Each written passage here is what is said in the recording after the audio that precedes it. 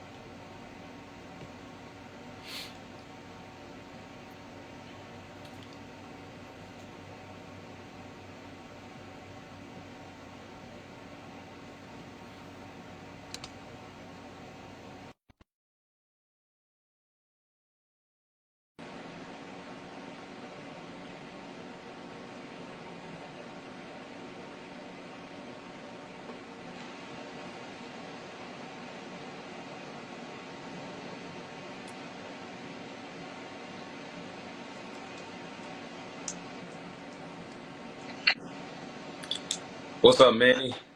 What's going on with you, bro? How you feeling? Good. How about yourself? Doing good, man. Doing good. Can't complain. Yeah, that one was on me, Manny. I wasn't thinking when I texted. I was like, my fault. I meant to say 6 your way. all good, bro. All good. I'm like, it caught me off guard too, but you all good, bro. No worries, man. All right.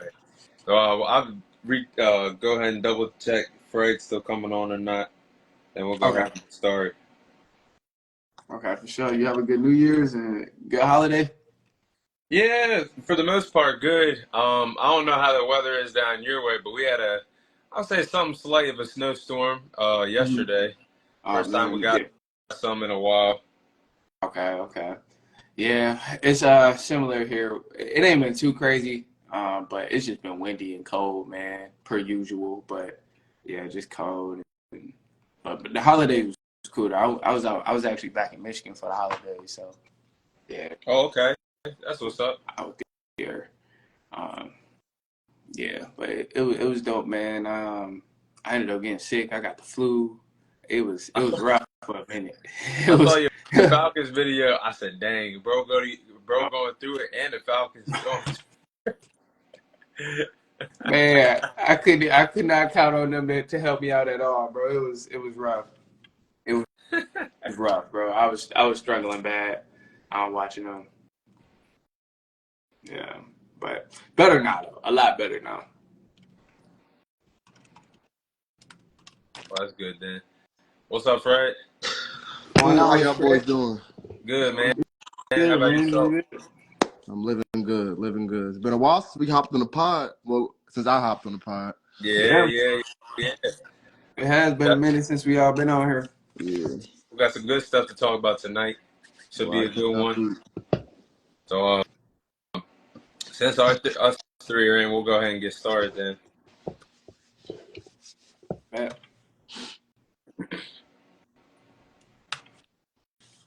All right. Hey, guys.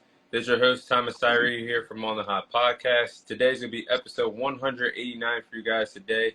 I'm joined by my co-host, Fred Harris, and our guest today from the host of the Run podcast, Manny Wilson. Of course, as always, thanks, Manny, for joining us on the podcast today. Pleasure is all mine, man. I appreciate it. I'm glad I was able to join and be here with you today. Appreciate that. Yeah, normally when it's us three, we normally have a good little episode, so I think today should be the same. Oh, so it's going to be all-out football. We'll start off with the NFL news of the coach firings with the first segment. So we'll start off with the first coach that was fired, Gerard Mayo. What's your guys' thoughts on Gerard Mayo being fired by the Patriots head coach after going 4-13 this season? What took so long? What took so long, man? I mean, I feel like he was dealt an unfair hand in his situation. He was there for only 1 year, and it's not like the Patriots had a bunch to work with. So it was kind of like he got put in a bad situation. And to me, I think it was a thing like Belichick really did want him to become the head coach and take over, but it's just like the way Belichick left out and then kind of nominated Gerard Mayo to be the head coach, it just wasn't really a fair chance for him to actually make best of what he was given. So I think one season is very soon to fire a new head coach, but also, I mean, the Patriots was extremely bad this year. Extremely bad. Couldn't get things going. There's a lot of mental errors. It just seemed like they was all over the place. I've never seen the Patriots look so unorganized in my life, especially witnessing that whole Brady era. So to me, I was kind of wondering, like, what took so long? Like, something should have been changed. I'm kind of on the opposite end of the fence with this. I mean, I don't think that they should have fired him so quickly. I mean, you have a rookie quarterback, and you're also dealing with a rookie coach. I mean, it was a rough season. I can't take that away from him. It looked bad. I mean, there was obviously bright spots. I mean, we obviously think that Drake May could be the quarterback of the future. But I mean, when you're dealing with a rookie quarterback, there's going to be mental errors. Also, when you're dealing with a rookie coach, there's going to be mental errors. So that on top of each other, that's rough. Also, I mean, the offense was – there's really nobody on the offense. I mean, I could say Ramondre Stevens, but he fumbles every single game. There's no wide receivers out there. And I know that from fantasy standpoint. He fumbles every game. So, I mean, the offense is bad. The defense is, I mean, better than the offense. It's not really saying much, but Yeah. I mean, like you said, he was dealt a not favorable hand in picking up this already ruined Patriots team. So I think that he didn't really get a fair shot. That is how the NFL goes. So, Yeah. but yeah, I think it was a little too soon for good old Gerard Mayo. Yeah, I agree with you, Fred. I'm kind of 50-50 on the situation. I think he got dealt a bad hand because this was only year one. And yeah, you're not going to be the best head coach in your first year, especially with one of the worst teams in the league that the Patriots had. It just seemed like Robert Kraft didn't really want him in the first place, pointing to what Manny said, like Bill Belichick was signaling to him to get in the job, but did Robert Kraft really want him at all? And I think what really got him fired was them fumbling the first overall pick. I don't know what they would have used it on, but Oh man. look at what happened. Look at what happened with Lovie Smith with the Houston Texans years ago. The Texans fumbled the number one overall pick, and Lovie Smith being a good coach, he got the boot. So even though Gerard Mayo didn't have time to establish the New England Patriots look following the dynasty years of Brady and Belichick, I think this is an attractive job to take this offseason. Now, it's going to take a lot of work. You got to have the right guy. But having $130 million in cap space, and you have Drake May heading into a sophomore season, I've seen a lot of good things that he could bring to the table, possibly the franchise quarterback. And they have the fourth overall pick. If they spend their money wisely, I'm not saying they're going to get him, but if they spend their money wisely, they could be in the sweepstakes to get T. Higgins, somebody that could be greedy for some money this offseason. So I think this is a good job, but Gerard Mayo, damn, I wish he just got a little bit more time there. I have a little side note on the number one overall pick thing and the winning games at the end of the season. Everybody says that, like, I mean, obviously the Giants fumbled theirs and then the Patriots fumbled theirs. But, I mean, if you look at it's kind of a two-way street. If you look at it from an owner or a management standpoint, obviously you're an idiot. You just threw away the number one overall pick. But if you look at it from a player standpoint, there's a reason you're getting that number one overall pick. It's because y'all suck. That's true. And if you keep sucking for all 17 of those games, that could be your spot getting taken up. It's true. So, I mean, like, you could say throw away those games, but, I mean, if you keep throwing those games, that could be your job getting thrown away as well. So, yeah, they did throw away the number one pick. It is still stupid. I can't really defend that. But at the end of the day, these are guys fighting for their job. So My thing is, like, I 1000% agree, and as we all agreed on, like, he was dealt a bad hand. But I guess my beef here is with the Patriots, because why did y'all let him continue on and coach for this long if you knew you didn't want him to really be the head coach? Like, to me, that's just seemed kind of weird, because now he's about to have that narrative around the rest of the NFL. Anywhere he goes, they're going to be like, oh, well, when he was the head coach of the Patriots, he was 4-13 or whatever it was. Like now he's about to have that narrative sticking with him. Whereas if you would have fired him after week 5 or week 6 when it was on that losing streak, then it would have been like, okay, like, then you come out, say your statement, we didn't want him here in the first place, or not those words, but just like, Bill Belichick really wanted to give him a shot, and we just felt like it was right to go in a different direction, but he was put in a bad situation. Then you can start doing all of that talking and saying stuff to the media, but you give him 17, 18 weeks to actually make something happen, and then all of a sudden he's 4-13, and now you like, oh, we gotta fire him. Like, nah, I wouldn't want him as my head coach if I'm a GM. I'm like, no, I don't want that dude. Let me go find somebody else. Right. And let me just double advocate that point that you just said, because I agree with you. But if you do sign him, you sign a rookie head coach, you have him for 5 or 6 weeks, and then you just kick him to the bucket. How does that look to the other head coach that you're trying to sign now? This is true. This is true. And I'm getting a head coach, but this is I true. might not even last a half the season over here if I'm fucking up. So this is true, but that's why it's crazy to me. Like, and it's a lot to unpack because, I mean, a head coach might look at this situation now and think it's undesirable because it's like, all right, bro, like I didn't even give my man's a shot, and you said y'all didn't give him a fair shot, but like you're not gonna bring him back next season.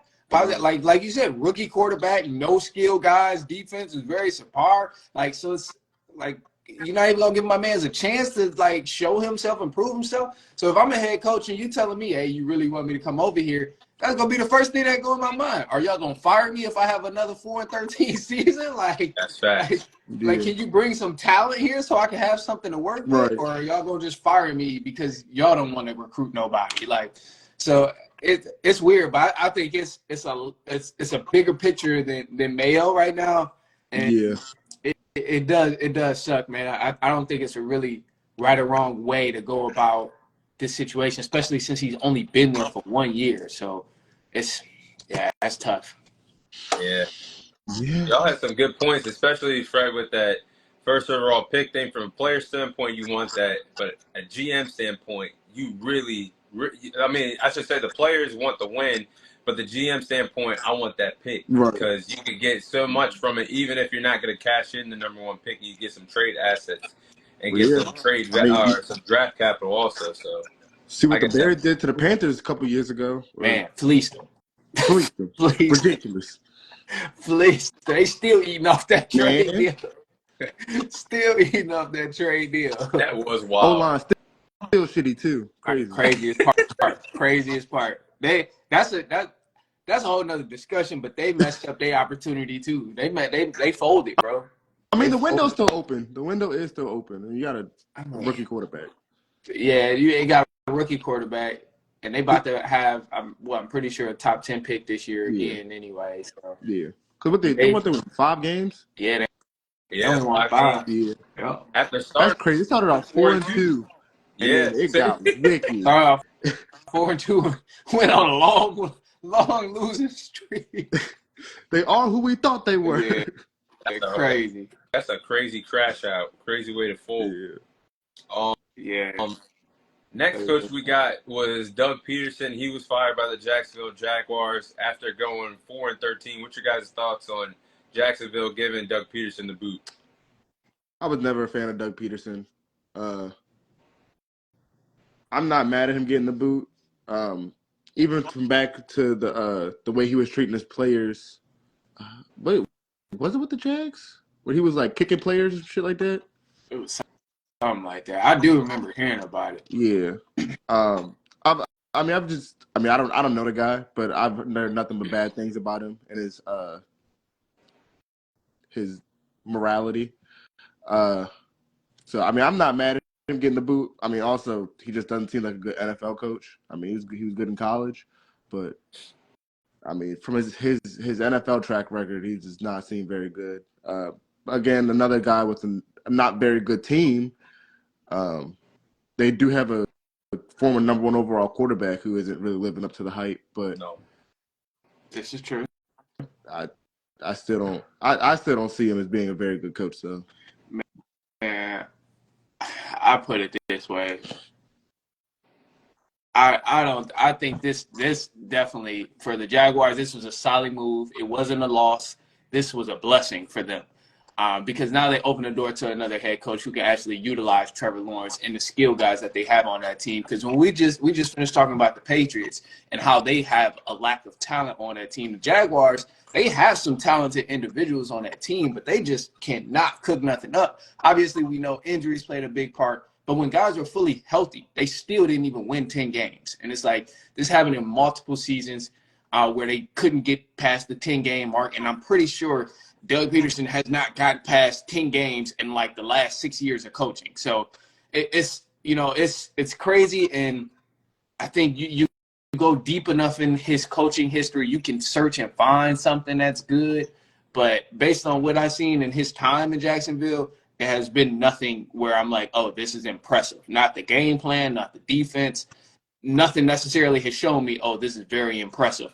And having a quarterback like Trevor Lawrence, who is so talented, man, and dude be balling. I think he's shown us in spurts how good he is at times. I think, man, it's time. It's time for them to go get somebody who can actually utilize his skill set and make something happen. Because, I mean, before you know it, Trevor Lawrence, like, time be flying, and he's going to get to a point where he like, oh, man, I'm tired of losing. And then eventually he's going to want to request a trade. And that's the last thing you want to do is lose your franchise quarterback. So yeah, I think this is a great move from the Jaguars. Go ahead and firing Doug Peterson, getting them up out of there. I don't know how y'all feel. Sorry, I don't want to I know you're about to say something, Tom. I don't know how y'all feel, but I don't believe Trevor Lawrence is a franchise quarterback. I know they paid him like he is a franchise quarterback, but I don't think he is. I don't think he's very good. I agree with that because I think that's why I said these college analysts, they just get paid money just to say the word generational every time a mock draft comes up or every time you analyze a film. Damn it, no, not everybody is generational coming out of college because that man has not lived up to his days at Clemson. Yeah, he looked good being an undefeated champion in college, but he has not lived up to them days. And he's had time since 2021. And all his other college mates that were part of that draft, like Zach Wilson, Justin Fields, Trey Lance, they didn't get that many chances like Trevor Lawrence got. So I just think I never thought he was the guy either. What he made to the playoffs once? Yeah. And then he threw like 4 picks in that playoff game. Yeah. He did. He had an awful performance. But this is why I say, bro, some quarterbacks is only as good as the guidance they have around them. Like that is true. We look at Sam Darnold. Like he's having a breakout season. Nobody knew Sam Darnold could ball out like this, and we thought, us being analysts, we like, oh, he done lost it. He fell off. Like he a backup quarterback forever, and then all of a sudden he linked up with O'Connell, and O'Connell got him out here throwing dots. Probably gonna get paid next year from somebody, if not the Vikings. Yeah. So it's like I feel like all it takes is that one special coach to really go ahead and help them quarterbacks learn the game. And once they can do that, then it's like, all right, if certain coordinators, if you can't learn it with them, I just don't know how else you gonna learn it. If you can't succeed with certain coordinators, it's just not meant for you to be. Like to me, O'Connell is one of those guys with the Vikings. Shanahan is another one of those guys. I was about to say that. Like if you can't succeed with them, you really might be trash. Like yeah. So I think Trevor Lawrence that coordinator got to find Trevor Lawrence, and Trevor Lawrence got to find that coordinator. But that's on the Jaguars to do and really put that match together to help him out. Because I truly believe even like Lions coordinator Ben Johnson, if he was to link up with Trevor Lawrence, I think that could be a nasty combination. I think he could really bring the best out of him. But it's on the Jaguars to find that guy and find that head coach that's really going to be able to help Trevor Lawrence. Or else we will be sitting here talking about bros or scrub. That Ben Johnson Trevor Lawrence combination actually doesn't sound too bad. Does not. That'd be a dangerous combo right there. Do y'all think it's Ben Johnson or Dan Campbell doing all these fucking trick plays? That's Ben Johnson. Ben Johnson. I'm 1,000% on Ben Johnson. Man. I feel like Ben Johnson is cooking up, bro. I feel like that boy he be over there cooking up, and Dan Campbell, being the gambler that he is like, give me some more. What else you got? What else you got? What else you got? When I seen the pitch to the left tackle for him to try to throw it, I was dead. I was no good. This dude's a psychopath. The dude's a psychopath. They be over there clowning, man. They be They straight be clowning. clowning. Like, what is he? Yeah, it's just, man, it be On guard, it never looked would like I the have left thought, tackle's about to throw it deep. man. I was like, I would, dude, man. if he throw a 50-yard bomb to J-Mo, I'm turning the TV off. Hey, don't jinx it. Don't jinx it.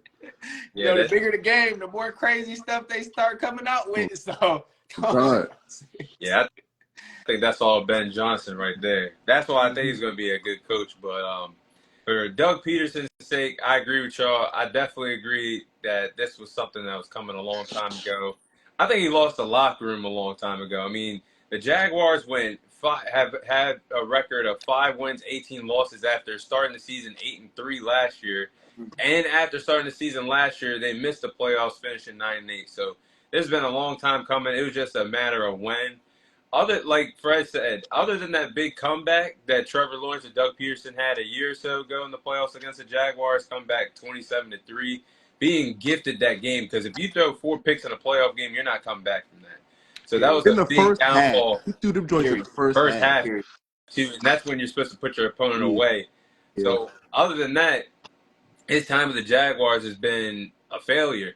So I think he is a good head coach. I mean, he's not the best, but I think he's good enough to have a job in the NFL as a head coach.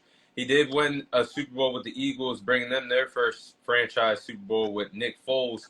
He's just one of those guys that might need to take a year off or just transition to being an offensive coordinator for a year, then potentially getting another head coaching job.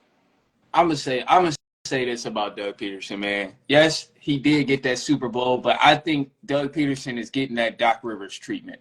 Really nice dude, got 1 championship, and they just think he's a guru. They think he's the best coach in the world. And it's like, bro, he's really not like that. His team was stacked. Let's be real. The 2017 Eagles team they probably would have won it if he was there coaching or not. I mean, look at the record. They was 13-3 at that 13-3 at that time. And then out of that season in 2017, when the Eagles won a Super Bowl, Doug Peterson has never won more than 10 games in coaching.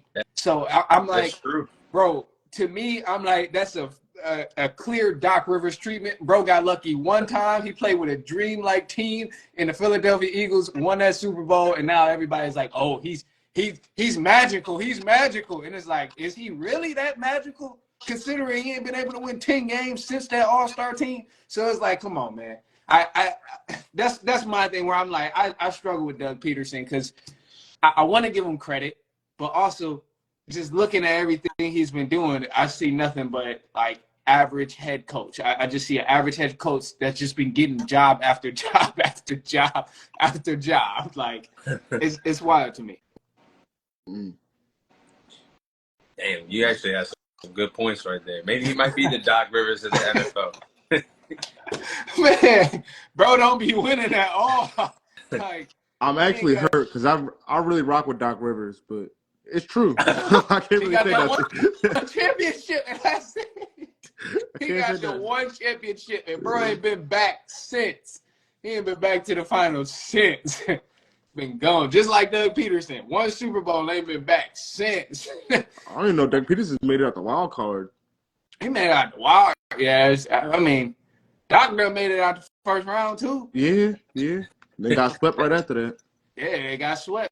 And just like Doug Peterson got sent home right after that. So, them boys is mad much similar. That's crazy. Next guy, this just happened a few hours ago. Antonio Pierce fired by the Las Vegas Raiders after going 4-13. What's your guys' thoughts on Antonio Pierce being fired? I feel. I mean, you get fired because your team is trash. The team is trash. I don't think that he's a bad head coach. The one thing that I do think is your head coach has to be a leader of men, as we've all heard before, and I don't think he is a very good leader of men. I mean, he publicly came out and said that his team was making business decisions. If you're a good leader of men, your team is not going to make business decisions, not want to tackle guys, taking plays off. That's not what a leader would have on his field. And I feel like I've seen it the whole season with the Raiders. So even though I don't think he's a bad head coach, I don't think he's going to be able to get the job done as a head coach. This is facts.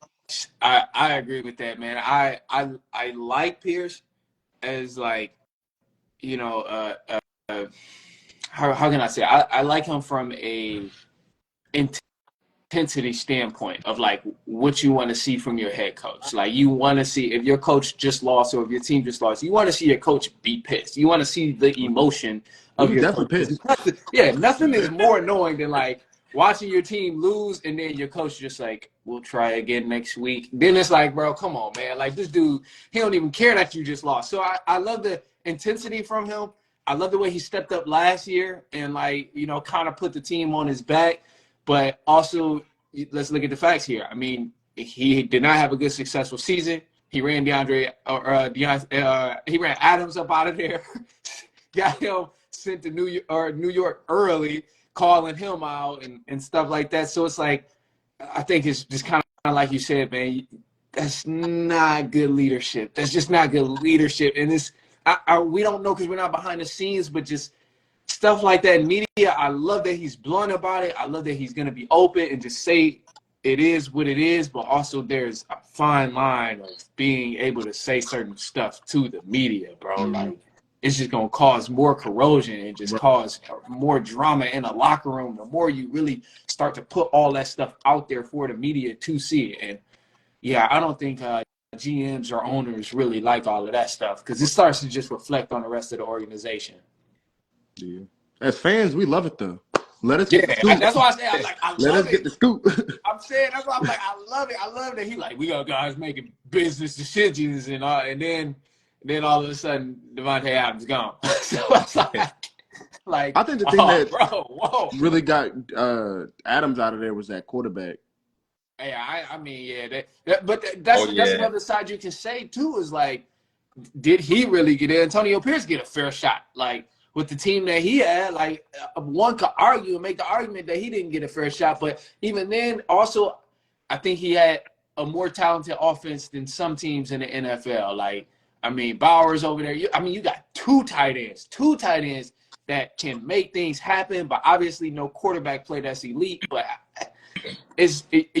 I would accept that argument from anybody saying like he wasn't given a fair shot with the talent, but also I can accept the counter argument of that as well, saying like he had enough to win more than 5 games. Definitely. It's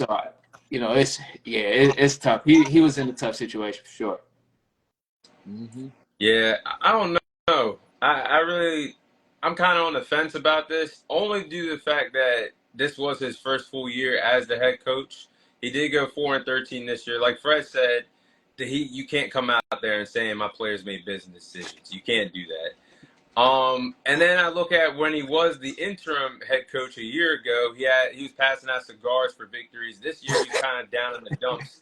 I think he just got burnt out. But like y'all said, what was he really supposed to do with quarterbacks like Gardner Minshew, Aiden O'Connell, Desmond Ritter? You know you're not winning games with those quarterbacks at the helm. Plus the team's already not that good to begin with. So it's like, I don't know what he really was supposed to do. I hope he gets another shot one day. He'd probably go back to being a defensive coordinator somewhere if he gets hired. But this Raiders team, other than Max Crosby or Brock Bowers, I don't see really any cornerstones to really build the franchise around. So the Raiders front office better get it together because this is your 4th head coach that you fired in the last 5 years. Tom Brady's got some say in ownership now. They got to get a good quarterback and a good head coach this offseason because this AFC West division is only getting better. The Chiefs ain't going nowhere. The Chargers are here to stay. Herbert and Jim Harbaugh. The Broncos are here to stay now with Bo Nix and Sean Payton. So the division continues to get better around you. You got to make the moves and the business moves to be competing team out there in the AFC again. So definitely I got to say that the Raiders, if you fired him, okay, I hope you get your guy, though, someone like Mike Vrabel or someone else that's out there for them. I don't see how people aren't jumping at the bit for Mike Vrabel. Hey, you know why. Yeah. You know why firsthand. I'm actually not sure. I don't know. That Titans run when they came to Baltimore, Derrick Henry, a few years ago, they went to the AFC Championship. I'm asleep. What you mean you sleep? I'm sweet. when they were like what, the 6th seed, and they went to New England, beat the Patriots, then went to Baltimore, beat the Ravens, came up short in the AFC Championship. That was Yeah. So why does it? I'm still confused on why he don't got a head coach job. He took the year off. He was trying to evaluate what he wanted. I wouldn't hit he said he was taking the year off. I guess I am kind of shocked. Like nobody did try to pick him up. Yeah. Like, nobody at all. I would think organizations be jumping at the bit for Mike Vrabel. I mean, yeah. Everybody made the wrong decisions. Yes, sir. It'll come. The Patriots did want him. I don't know what happened though, but the Patriots were probably interested more than anybody else last year. But I think they eventually get it right. I think there's gonna be one good GM that's like, all right, you know what? Let's take our chance on this dude and let's see if he can make some magic happen. And I think he'll definitely make it happen if he has the right setup and he has the right team. But I mean, let's be honest. Tennessee is garbage right now. They're garbage. Yeah. So it's like, I mean, I wouldn't expect them to make anything happen at all right now. And last time they were somewhat decent was with Derrick Henry. And I don't think they have any like elite receivers right now either. No. Compared to the time period when Derrick Henry was there. So it's. I mean, they had AJ. Yeah, and they gave him to the Eagles. Like for a bag of Doritos, goddamn. Right, for a bag of Doritos. And it's like, I think at some point he might also get tired of the organization doing stuff like that, making moves like that. So I think it's only a matter of time. Yeah. But I mean, even with Belichick, how do some of these sorry teams not absolutely jump at the bit to get Bill Belichick as your head coach? Even if it doesn't work out, you still tried arguably the greatest coach of all time as your head coach. Why would I think his age came into play for that one. What? I would just say forget about the age, but I think that's the reason why teams weren't flocking to him. I seen that was the issue with age, and then I also seen Belichick wanted too much control for certain teams, more than they were willing to give. Like because in the Patriots, we gotta remember he was front office, he was coaching, he had his hand on every single thing within the Patriots organization. And with him going to other teams, especially sorry teams, I think they weren't willing to give that up. And I did see a report on that like around that time, but I mean, he had North Carolina now, so it's over with. I would say, hey, Raiders about to hit him up and say, hey, come here, but too late. Too late. I mean, if your team has been generationally bad for a long time, why would you not try that? I mean, I just don't get it. I don't get even if he wants a whole lot of obviously what you're doing is not working. Period, bro. Real. Why don't you try something else? But at the end of the day, it's these owners with all this money who you really can't tell. Like they think they know best at the end of the day, and you're not gonna tell them they're wrong. That's true. Cough, cough, Jerry Jones. Hey, I know. Hey, I ain't gonna say it like that, but I just came to the realization that we ain't gonna be good until the man passes. And I'm saying that all due respect. Bro, I'm wild sorry statement, but yeah. I'm sorry to say, he refuses to step down as GM. He owned the team. It's a wrap. Hey, you see how the Cowboys denied the Jets from talking to McCarthy? Was that the Jets or the Bears? Was it the Bears? I thought it was the Jets. It could have been the Bears. I seen the Bears are going to talk to him, I think. Yeah. I think they gotta wait a week or something like that to talk to him. Hey, you know what? Even if we were to re-sign Mike McCarthy because his contract runs out in a week, even if they were to re-sign him, Jerry Jones, if you were smart enough, if the Bears want him so bad and they're saying they're willing to trade for a head coach, I would give up a second or a third round, or I would let them give us a second or third round for Mike McCarthy easily. Man, if the Bears traded a second or third round for Mike McCarthy, they're in the gutter. That would be one of the other dumbest moves that franchise has ever made in their life. Honestly, Mike McCarthy is not that valuable. No, I wouldn't even give up a fifth rounder for Mike McCarthy. I wouldn't even do it. I wouldn't even do it. I wouldn't do it either. I They're could, so desperate to interview him. They but asked him this, twice. I mean, it sounds like something the Bears would do. I mean, we talk It about definitely all sounds like the something the things. Bears would do. This is something the Bears like would possibly mess around and end up doing, and I wouldn't be surprised. If you ask me, I think a team like the Bears, anybody who is desperate for a head coach and has talent, I think they need to be blowing up Ben Johnson phone and just trying desperately to get him to go there, like no matter what, throw him all the money he wants, give him all the control he wants. Like if you have talent, a team like the Bears that has like some great key guys there and just really need a couple more pieces to actually like legitimately be good and a head coach, man, they need to be on Ben Johnson line every day. Like, hey, bro, hey, we need you in Chicago. Hey, we need you in Chicago. You just talked to me yesterday, bro. It's okay. I'm trying to focus for the playoffs. No, we need you in Chicago. Like, they need to be blowing him up, trying to get him. He gonna get a good chunk of money in this offseason.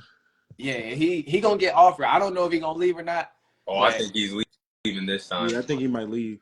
Aaron it's gonna be crazy. Glenn, Aaron Glenn too. too, defensive coordinator too. I feel like both their coordinators, like they both so nice, man. I think teams should go for both of them, and I don't know if they both stick around, but Little sidebar. Did you see them in the Vikings game? Act like they were blitzing 7 and then dropped 2 D tackles back as linebackers? bro, Bro, his offensive and defensive coordinators, bro, psychopaths.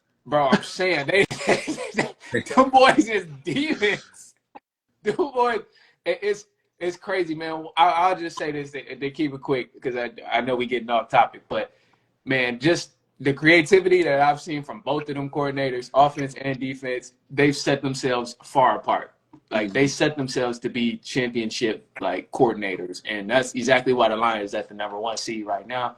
And I think them boys go far. I think they go far somewhere. I like No, that. I like that.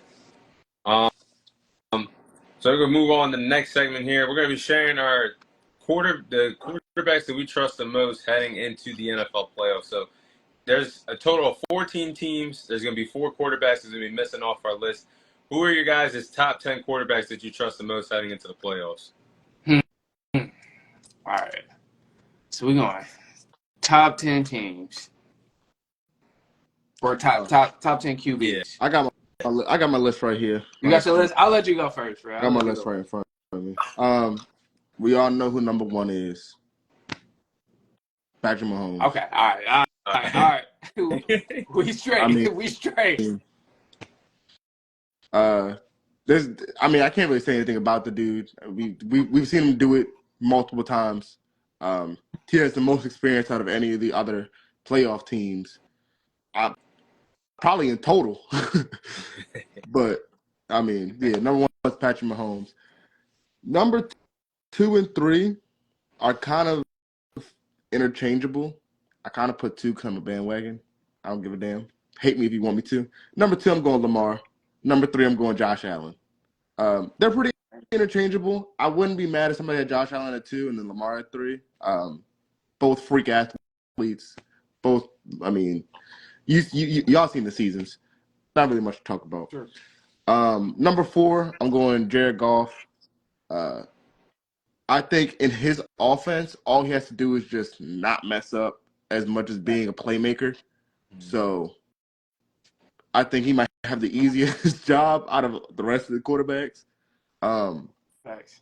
5, I'm going Herbert because if you see the season that Herbert's having right now, what he has like 2 picks on the season or 3 picks on the season, he has been dicing up, especially with, I mean, you only really got Lat McConkey out there. I mean, that's pretty much it. That's really it. And then the run game, that's it. But I mean, even with that, he has had a phenomenal season. 6 and 7 also get a little spicy. I'm kind of torn between 6 and 7 as well. I'm just gonna say them both. Hurts and Stafford. I have Hurts so low only because he hasn't been playing for the past 2 weeks. He's coming off concussion. Not playing football for 2 to 3 weeks can do something to a man, especially when you play contact sports. Things move a lot faster when you haven't played that long. Stafford, another guy who's been here, done it. Um, is in the older stages of his career. It's kind of why he's so low on this list. Uh, 8, I'm going Baker. Baker Okay. Mayfield, another guy who's having a fantastic season. If he could just limit those turnovers, I think they can do something. Especially with the offense. I like their offense. 9, I'm going Darnold. He's so low on this because one, we have never seen him do it before. This is his first good season, and in that Week 18 matchup against the Lions, he got exposed. He Oh, got he did. exposed bad. He did. Definitely did. He looked like Jet Sam Darnold. Yeah. So Looked like he was was, seeing ghosts. yeah, I don't know. he was struggling. I don't know if that put the blueprint out on Sam Darnold or not, but he is very low. Number 10, I gotta go with the Rookie of the Year, Mr. Jaden Daniels. Been balling out all season. He did have a little skid in the middle of the season, but I mean, as a rookie, it's expected. But I mean, other than that, absolutely balling. And yeah, that's my top 10 or top 10 quarterbacks that I trust in the playoffs. I like that list. I like that list.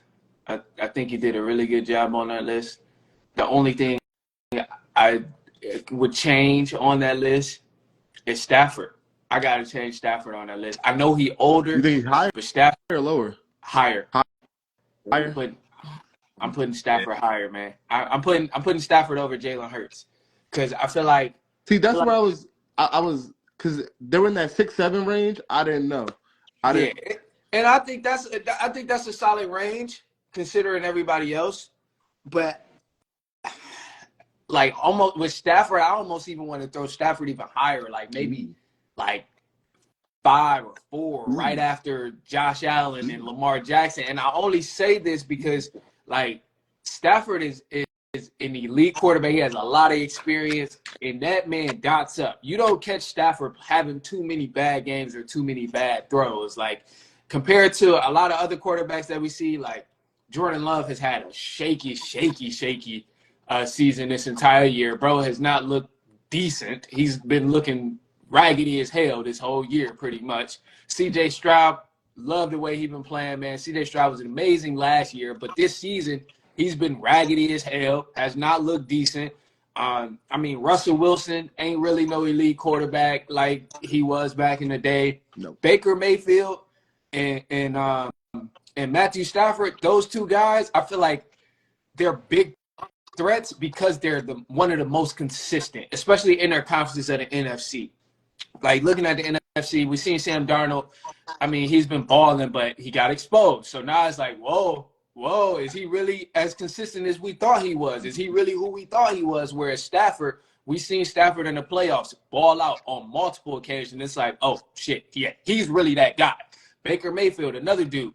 He'd be having some turnovers sometimes, fumbles, might throw an interception, but Baker lets it fly, and I think he's an underrated quarterback in terms of his IQ and also putting the ball where it needs to go. Like, he's earned a lot of respect for me over the past few years, and I think between, at least in the NFC, I'll just break it up this way. I think the top 3 quarterbacks in the NFC, just based on what we've seen so far this season, I mean, Stafford, Baker Mayfield, and then you got number 3 between Jalen Hurts and Jared Goff. But I think to your credit, like you said, they're in a similar situation. Jared Goff just has to not mess up. Jalen Hurts, I feel like he's in a similar situation where he just has to not mess up because all he got to do is hand it to Saquon Barkley. And when he does have to throw it, you just got to not mess up and hit the open target. So I feel like with Baker Mayfield, he can make a lot of stuff happen. Matthew Stafford can make a lot of stuff happen. So in the NFC, I put them definitely up at like the highest of 1 and 2. And then with the AFC, I think that's just like already, I think that's like agreeable. Top 3, Pat Mahomes, Lamar Jackson, Josh Allen. I did like the Justin Herbert in terms of where did you have him ranked again? 5. See, that's another thing. Combining the conferences, I can accept that argument because Herbert's had a season. He's looked different, bro. He's been looking different under Harbaugh. And this is why I be talking about when I'm like, see, certain coaches bring out the best in the players, so especially quarterbacks. So I'm like, Herbert, man, he been dealing this season. And I think behind the top three of Lamar Jackson, Pat Mahomes, and Josh Allen, Herbert is right there. So that's why I'm like, it's so tough of throwing Stafford and then Baker Mayfield in there. And Jalen Hurts, when he is playing good, he's elite. But it's just the inconsistency of like, bro, what are you doing on the field? Or like you missing throws. Like, come on, man. Like all you gotta do is not mess up, and you messing up a lot. So it's like Yeah. it's Yeah. it's tough. But I really like that list. I really like that list. I think my list is similar, and I'm gonna go ahead and speak through mine, especially because my list is very similar to yours. It might not be exact, but a lot of people are very close to each other. But number one, Pat Mahomes. Number two, Lamar Jackson. Three, I got Josh Allen sitting there. Number four, I'm gonna go ahead. I'm gonna put Baker Mayfield in there just because I think Baker Mayfield is dangerous from a quarterback perspective. I don't think he has the team to really like eliminate people, especially because his defense is so trash. But I'm gonna put Baker Mayfield at 4. Number 5 is tough. Struggle between Matthew Stafford and Herbert, but Herbert has had a hell of a season, and I'm gonna put Herbert up there as 5, and then Stafford at number 6, and then from there, everybody after 6 kind of just a whatever type of order. But I think I would do the decency of putting Jalen Hurts right there at number 7, and then Jared Goff at number 8. But even Off at 8. I know that's even tough because it's like Jared Goff he's been playing so well in this system, and he's barely made mistakes. He's had some games where he made mistakes, but it's tough, man. I think honestly numbers 4 through 7 is all interchangeable. Like 4 through 7, Goff, Herbert, Stafford, and Hurts, it's all interchangeable. So, Goff, I guess I just had to throw him at 8. I think I would even go Jaden Daniels, 9, and then CJ Stroud at 10. Jordan Love. Sam Darnold not even on the list? Sorry. Sam Darnold got to be up there. Sam Darnold got to be up. But all right, so Jaden Daniels, and then number 10, Sam Darnold. And I give Sam Darnold the advantage over C.J. Stroud just because C.J. Stroud has not had a good year. He has not looked good, and I kind of feel offensive line is wrong. Yeah, same category as Jordan Love, where like we know you're a good quarterback. You proved something your rookie year or your debut season, but bro, based on what we've been watching this whole season, that ain't it. Nope. Yeah. So tough order, but that's my order. All right. So I guess it's my turn. I got something similar to y'all though. Y'all had some really good lists. All right, so 1 through 3, I think we all agree. 1 would be Patrick Mahomes. I think he's the baby GOAT. Could have the first ever 3-peat in NFL history. I trust him the most. 2, give me Lamar Jackson. This year, Lamar Jackson is coming in different to the playoffs. I think he's going to be the guy that's going to be hard to stop. 3, Josh Get him Allen. number 8. Who? Huh? What'd you say? No, don't worry about it. Keep going. 3, Josh Allen. 4, give me Jared Goff. I like the fact that you guys said he's in Ben Johnson's offense. I agree with that a lot. 5, I got to have Stafford there because Stafford still can deliver. He's a former Super Bowl champion, has experience that a lot of these quarterbacks in the dance don't. 6, give me Baker Mayfield. I like Baker Mayfield coming into the playoffs this year. I like the poise and the attitude that he's got. He was pretty successful last year. Just ran the wrong team in the divisional round. 7, give me Justin Herbert. I like the year that he's having based off of what Fred said. 8, I'll put Jalen Hurts there. I'm really saying that because of the team around him, not off the skill, the team around him. 9, give me Jaden Daniels. I don't know how far they're going to go, but he's coming in there to play and to win. I like his attitude.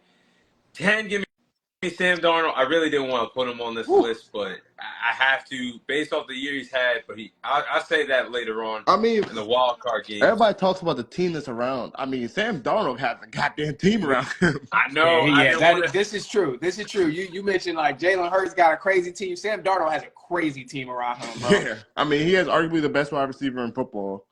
Jordan Addison, top is up there. Yeah, you can make a case for Addison too being one of the top receivers. Definitely, I think you throw him in top 10. I think you could throw him in top 10 for the season. Yeah. Or you could make an argument. Yeah. I wouldn't be mad at that. Aaron Jones back there. Aaron Jones. He got a good team, and he's played good. So, but I'll wait until I get that point. But I had to put him at 10 because I don't trust Jordan Love this year. I'll save my comments for that later on. I don't trust him. Ain't gonna be no 7 seed miracle like he had playing the Dallas Cowboys last year. That ain't happening. Yeah, because the Cowboys Okay? not in here. I know, and everybody know they set to self destruct, but I didn't know it was gonna be against them. Russell Wilson. I wanted to put him there based off of experience, but how the Steelers have fastly fell off a cliff, I can't put him there. Man, he They're turned the on. ball over every game. Hey, they say after Mike Tomlin get that 500 record, he stopped coaching.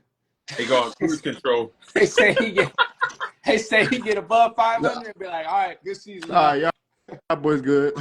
Who else am I missing? Oh man. So Jordan Love, Russell, Bo Nix. I like Bo Nix a lot, but I don't think he has the offensive star power to keep up in the playoffs. And I think I think they're getting the boot first round. Oh yeah, they're going against the Bills too. They out of there. Good season, bro. And then CJ Stroud, y'all might laugh at this, but I'm gonna be honest. He has not been the same since he went home with Amber Rose that night and got caught lacking on social media. I'm sorry. Yo, I don't know what happened. This man was playing like a top 5 quarterback his rookie year. And It's then that offensive line, man. I know That the offensive line. You cannot get smacked like that every game and play well. You got to put that Superman cape on like you did your rookie year and show why you still are that good at the position, despite that Stephon Diggs, Tank Dell, and so many other wide receivers have gone down for him. He has not played the same at all. I don't think he's reading defenses the same. But man, it's hard reading defense when a dude who's 350 pounds is blowing in your ear. And you ain't got no receivers that can get open because all your guys hurt. Yeah. The only person he got now is Nico Collins. That's not enough. That's it. And if a team double them, then it's like now you tough. You looking at a tough situation. Yeah. And then Joe Mixon, he good, but he kind of inconsistent. So yeah, and that goes back to the O line. Yeah, goes back to the O line. But yeah, I mean, you see a lot of the young guys. I mean, it's tough getting hit every play. You get the jitters after you get hit 5 times in a row. You think the pressure is coming, but it's not actually coming. Now you're getting the ball out quick.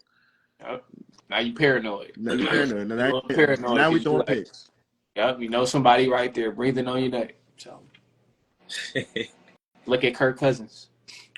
Damn. Yes, I look at Kirk Cousins.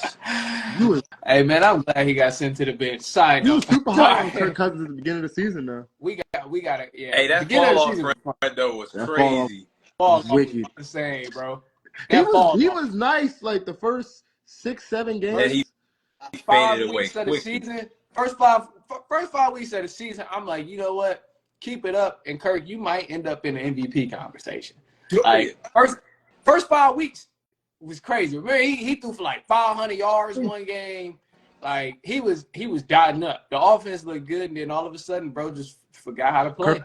Kirk do be dripping. Yeah, he got his chain snatched though in Atlanta. We ain't. They don't rock with, we don't rock with bro no more, man. His chain snatched. His name is now Kirk Cousins, not Kirk O'Chains. He lost his chains. Then he snatched those from him. Bro declined real quick. Man, and he got a legitimate quarterback now in Penix. So, side note, that's different though. I don't want to get to it. Yeah, I'm looking forward to see how it play next year. But we'll move on to the next segment. We'll be sharing our NFL wildcard game predictions. So we'll go through the whole slate. I know it's going to be mixed going back and forth, AFC, NFC. I'll just go off of when the teams play. We'll just go how that goes. So we have the first game. You'll have the 4th-seeded Texans playing the 5th-seeded Chargers. Who do you have winning that game? Who do you guys have winning that game? Chargers. I think the Chargers shocked the world, bro. I think the Chargers. I mean, right now, we know the game is going to be in Houston. Houston has already been struggling as is on the back end of the season. They 5-3 at home. But check this, the Chargers are 6-3 on the road. So it's like, I think this is a new Chargers team that we've seen. This team has been hot. They've been looking consistent all season. Justin Herbert has been playing on another level, and they already coming off a 3-game win streak. So I'm like, this team, or a 2-game win streak, I'm sorry, but I'm like, this team, I think I got more faith in the Chargers to make something happen just because Texans ain't been looking consistent at all. I wouldn't be surprised if the Texans make something happen or make it a game, but I think right off the bat, I'm going Chargers too. Yeah, we're all on board with this one. I like the Chargers in this matchup. I just think that Justin Herbert has been waiting a long time to light it up in the playoffs. And finally, there's no Brandon Staley by his side anymore. He's got Jim Harbaugh, real coach. So based off the season that he's had and heading into this wild card game, I think they can take it to the Texans and possibly cruise to a victory in this game. I Don't think forget they just signed Ezekiel Elliott too. Game changer. This is true. I did see Game that. changer. I did see that. Come on now. Game changer. His old ass gonna be out there tucking the ball and running. Yeah. Fred I just talking looked about it up game today changer. too. He has 76 carries for 224 yards. And that's a Game changer. Game changer. That's great. That's like stats. 3.2 a pop. That's grandpa That stats. That boy finna be out there for moral support. He's finna be handing people water bottles. Whole line situation. Good run, young blood. Good run. I got some water for you. You're going to line him up at fullback. Come on now. He gonna be out there in the garbage time minutes talking about garbage time minutes, bro. Y'all up 14 and it's 2 minutes left in the game. Come on, bro. Relax. You just chucked the water boy. What are you doing? He about to get garbage time minutes, but it's cool though. It's cool. I'm happy for him. You know, Not fair. we'll get some playoffs. Minus that Zeke running though. I do believe other backs will run the ball. Not no Ezekiel Elliott. This ain't no 2016 and 2019. Gus Edwards and J.K. Dobbins will do the trick, but I don't know. I think Gus Edwards might not be playing this game. Who, J.K.? Gus. Oh, Gus. Pretty sure he hurt his ankle. What, against the Raiders last week? I believe so. I don't know if he's like scratched off definitely, but I know he hurt his ankle. Hey, so you might get some 5 to 6 carries from Zeke then. Come on now. Hey, that motherfucking 7 yards might do something now. I don't know, man. I don't know. I'm not confident that. Yeah, I'm not confident in the Texans defense. Yeah. Like I'm not either. Texans just been so inconsistent, man. They've been up and down all season. And I just can't find myself in it to trust him. I'm a huge fan of C.J. Stroud. I love what C.J. Stroud does, but he just hasn't really showed me much of what he did last year in this season. Like, there's been times where I've seen him have good games, but there's also been far too many times where I've seen him have bad games. And it's like, come playoff time, we're going to see. Yeah. Up next for the Saturday game, Fred, it's your boys, the 3rd-seeded Ravens taking on the 6th-seeded Pittsburgh Steelers. Who do y'all have winning this game? Come on, man. I think we all can agree here. Hello. Baltimore Ravens win this game. Yeah, your Ravens flock gonna win. Yeah, protect that shield. Yeah, your Ravens flock gonna win this, and I don't think it's even a question. Steelers have just been on a decline the longer and longer the season has went. Mike Tomlin already became above 500. He got his team in the playoffs. He's looking at it like job well done. Good season. We'll see y'all next year. Lamar Jackson is clearly out for blood. This time they don't have a week off, so they still at it. They finished the season off strong too, which is what you love to see. From a quarterback who's in that MVP conversation. They look very sharp in that last game. And I think that just continues to carry over. As long as they take care of business, I think they got the home field advantage. And it is a division game. So, of course, it's always a little weird. But at the end of the day, I think they take care of business. It's playoffs. I think they get back to business and go ahead and move on and see the Bills or Chiefs. I agree. Like you said, Mike Tomlin got his 500 record, so he's already clocked out. Russell Wilson's been clocked out for the past 5-6 weeks. George Pickens been clocked out for half the damn season. Yeah, he So that's the whole offense right there.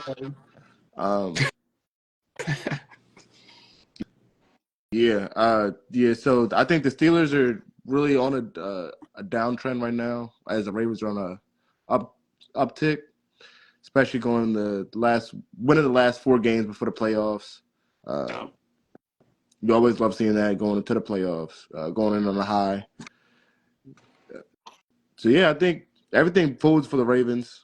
Go flop. They got that one in the bag. Yeah, yeah. I Yeah. never like playing a team 3 times though. So One more time. I said you never like playing a team 3 times. Yeah, and they split in the regular season, so Right. Right. I mean, I ain't gonna lie. I'll be happy. Actually, I wouldn't be happy. I want to see a Bills and Ravens, so I wouldn't be happy. But for Mike Tomlin, I guess it would be good. But I think he's done. Yeah, but the slaughter it would be if they went against the Bills. Yeah, I like that wouldn't even be like I wouldn't even want to watch I that wouldn't game. watch that game. I would have zero desire Man, to I'd go watch cut that. the lawn in January before I go watch that damn game. Man, Damn. yeah, that's rough. That's rough. So, yeah, we're all on board here. I ain't even gonna play. I was about to say it right there. I was like, come on, I gotta hear what you gonna say. Ravens gonna win this game. I think it's gonna be a similar game of what we saw Christmas Day, based off of how Lamar Jackson and Derrick Henry are gonna get going together offensively. Like y'all said, Mike Tomlin is clocked out. He thinking of Cancun after starting off 10-3. They were hot, but now they cooled off and they lost 4 games heading into the playoffs. That's somewhere you don't want to be. So they haven't looked good against the Eagles, the Ravens, the Chiefs, the Bengals in the last 4 outings. And George Pickens, like y'all said, he is a talented wide receiver, but he is a definition of NFL diva. I mean, I think this offseason, they got to put him in check or let him go. There's no way around it. This is fact. Because you can't have a cancer. You can't be a cancer being a number 1 wide receiver with everything riding on you with no really other talent catching wise, receiving wise, and then you're pouting like that. So Yeah, all that going on with them. I think his mental really messes with his game because I think when he starts getting mad, he starts dropping passes. Bro, you know what it is, bro. He's a Steelers wide receiver. CTESPN. Come on, man. We already know what the deal is with him, bro. Yeah, from Pickett AB to Deontay Deontay Johnson, Man, now Pickens. Go ahead and get AB on the phone and just say, hey, how are you managing with CTE? Because I just know I got it. Pickett ain't did nothing all season but show signs of CTE. That's all he's done. That boy has CTE. If that's the case, he didn't have CTE since high school. I mean, He been tripping. This is true. He been tripping his whole damn life. Yeah. Bro is he's checked out. He's checked out. So next game, you got the 2nd-seeded Bills taking on the 7th-seeded Broncos in the AFC. I think we're all on board with this game, but let's go ahead and say it on 3. 1, 2, 3. Broncos Bills. are getting taken behind the shed. Don't even worry about it. You got to be joking. You got to be joking. Yeah, the Bills is working that. Yeah, Bills 8-0 at home. It's no way they lose. There's no way they lose. Even though I do think the Bills are going to win. I don't think it's going to be a blowout, though. That's I don't think it's going to be a respectable because blowout. of their defense. Yeah, I think the Broncos' defense is really good, and the Bills' defense is decent. So, even though, I mean, obviously the Bills' offense is extremely good, and the Broncos' offense is decent. I'm gonna tell you like this: Buffalo Bills gonna win 28-10. 28-10. I don't think it's gonna be that high scoring. 28-10. Bills about to get it done, bro. I just think of the Broncos, and I'm like, I'm glad they made the playoffs, for their fans' sake and stuff. But I mean, you look at the schedule; they low-key kind of had an easy schedule. Any team they played that was a legitimate contender, they done lost to. I mean, you look at it just like Chiefs, they lost to. Ravens, they lost to. I mean, Chargers, they lost to. Steelers, they lost to earlier in the season. Seahawks, they lost to earlier in the season. So, yeah, they beat a lot of teams. They took care of business like they were supposed to. Beat the Falcons, who was considered a contender at one point, I guess. They beat the Buccaneers early on in the season. Hey, at one point. That's crazy, yo. At one point. That was at one point. That game was also – that was Kirk Cousins. That was a Kirk Cousins game. That was a downfall of Kirk Cousins game. So, I mean, hey. I want no smoke with you.